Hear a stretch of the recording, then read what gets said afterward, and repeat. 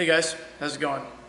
Welcome back. So today we're going to be doing some work on this guitar neck. As you can see, it hasn't got its headstock cut out yet, although there is a shape sketched out on there because I'm going to be, well, cutting it out. And I've got it all taped up right now with masking tape with only the frets exposed. So we're going to do some fret work on this guy today. This was a fairly inexpensive neck, so the edges of the frets are pretty sharp and not very comfortable. So I wouldn't really want to be running my hand back and forth up and down that very quickly while I was playing. And I think we better fix that. We're also going to polish up the frets. Luckily they're all flat. I went over them all with my fret rocker. That was silly, that's not where that goes. And no problems. All set. So since there aren't any significant issues that require me to do any fret leveling, I'm going to get right into the work on the edges of them. Missed the spot with my tape. So for this I've got a couple of small files. They're both ground so that, well, they're diamond files for one thing, and they're ground on the sides so that they won't hurt the neck. Even though I've got it taped off, it's always good to be careful about that sort of thing. So I've got my more abrasive one here, but since I'm just taking off, I'm not really changing the shape, I'm just taking off the burrs, I'm going to stick to the finer file, and I'm just going to gently round over the edges. So what I'm going to do is bring that camera in a little closer so you can kind of see what I'm doing. As I told you, it's the corners of the frets that are the problem, so I'm going to round those off and you can watch how I do that. So really it's a simple matter of placing the file up against the fret and just gently rounding off those edges.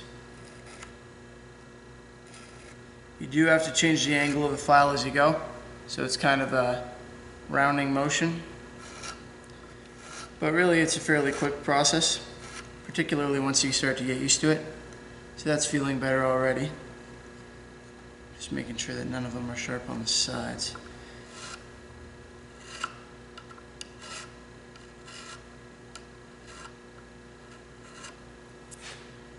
Alright, so I'm going to go ahead and do that all the way down the neck and all the way back up the other side, and then we'll be back for the next step. Now that all my rounding is done, it's time to start working on polishing the frets. Now to polish things properly, I don't really need to sand these. They are pretty darn smooth and really just need to be polished. But just for the sake of showing you, typically I would start at a lower grit and work my way up to the highest grit possible for this. So I'm just going to start at the highest grit because, like I said, these don't really need sanding. The highest grit that I've got is 5,000, and it's foam backed, so it'll run over these nicely. So I'm just going to, using a kind of one or two fingers, mostly one so that it can go in between them, I'm just going to run back and forth up and down the neck and let my finger run over these.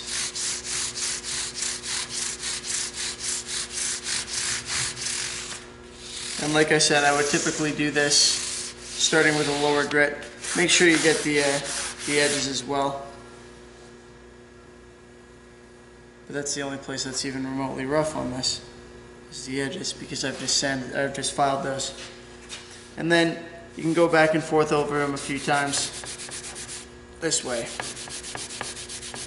because that's the direction that we're going to be polishing in.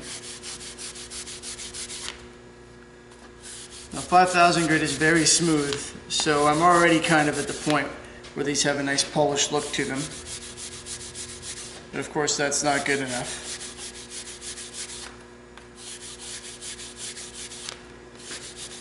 So I'm just going to keep going here. This doesn't take very long, particularly when they don't need much sanding. If I needed to start at a lower grit, chances are I'd be at that lower grit for longer. These higher grits are the ones that don't take as long.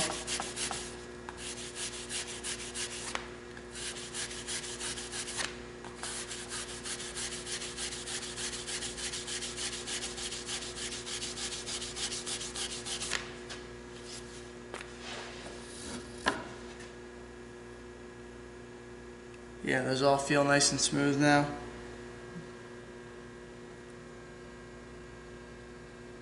What's going on there? Oh, that's an edge of tape.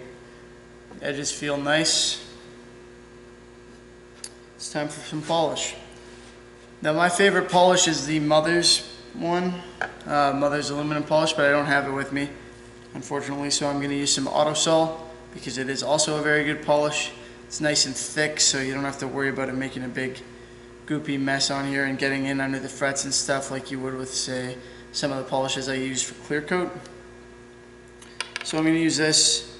You can do this with a Dremel or something. I just do it by hand.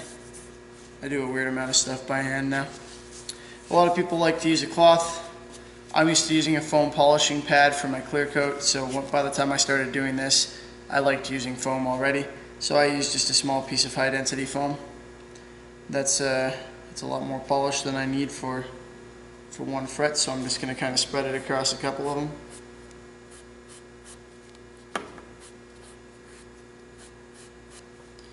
And then get in here and just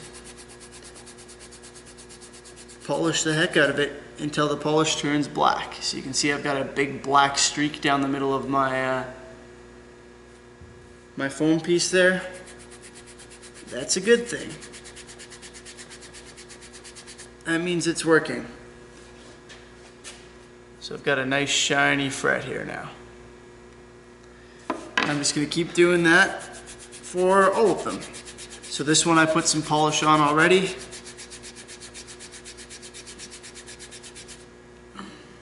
There we go. And now I'm going to load up with some more product and continue all the way down. I don't suppose there's any need for you to watch me do that, but that's what I'm going to do. We'll be back. Alright, so there we go. Got some really shiny frets now. It's time to take the tape off here. And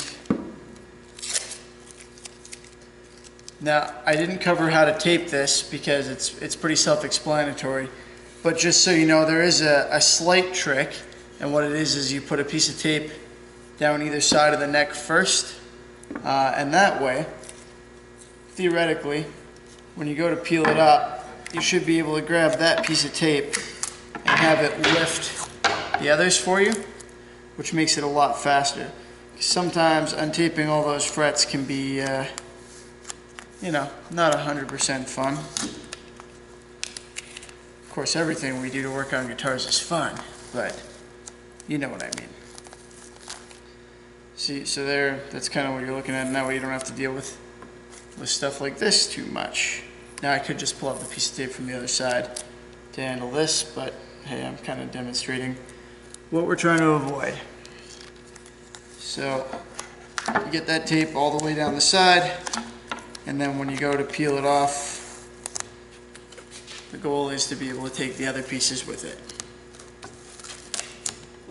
Alright guys, so that's the fretwork for this one. It's feeling a lot smoother up and down the edges here. And that's what we were looking for.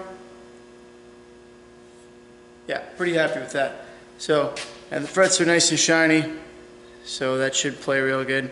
Remember, shinier and smoother your frets are, it's not really about shininess, it's about smoothness, but the shininess is indicative of the smoothness. So the smoother that your frets are, the faster your guitar plays, the better it plays typically. So that's always a good thing. In the next video, we're going to take a look at doing the shaping for the headstock, the next video in this series. And then in the one subsequent to that, we will look at finishing off the fretboard. I think that'll be about it. The actual finish for this neck is going to be part of a different video entirely that has to do with the guitar that it's going on. But anyway, that's it for this one. If you have any questions, let me know. And as always, thanks for watching. See you next time.